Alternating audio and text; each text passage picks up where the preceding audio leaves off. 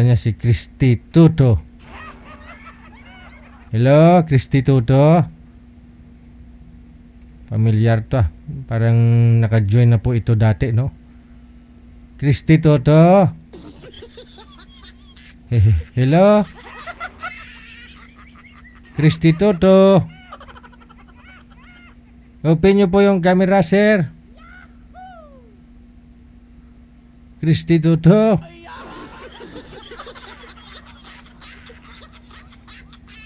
Ilang sali ka na ho dito. Pangatlo mo na yata to. Di ka pa rin natututo. Open mo yung camera. Christy Toto. Hindi rin nagsasalita, oh. Wag naman ganyan. Natatakot ako pag ganyan. Andyan ka pero hindi ka nagsasalita. Baka mamaya sinasaniban ka na.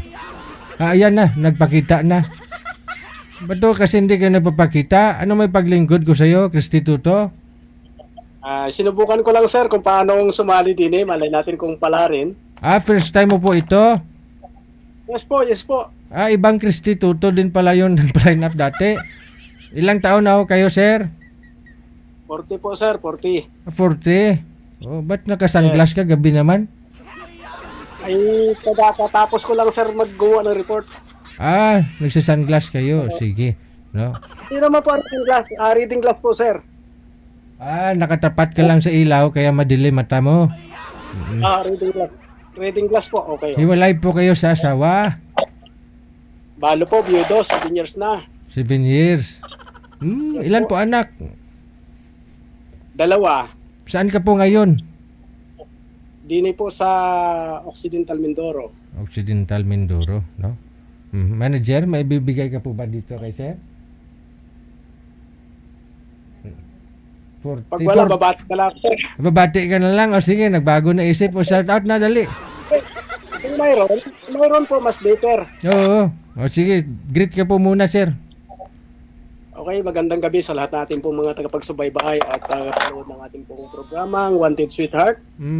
Aking pong pinabati, ang aking pong mga kasama sa trabaho, si Engineer Jan Joseph Abelgas at ganyan din naman kay Engineer Asidor. So, saan man kayo naroon, kayo po aking binabati ng isang magandang gabi. At maraming salamat po sa kay DJ Jel na kung saan ako binigyan ng pagkakataon na makapag-join sa programang Wanted Sweetheart.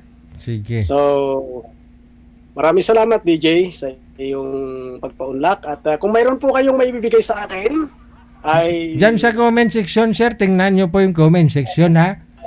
Tingnan nyo po dyan. Yes. Oo. Yes po. Sige. Maraming salamat.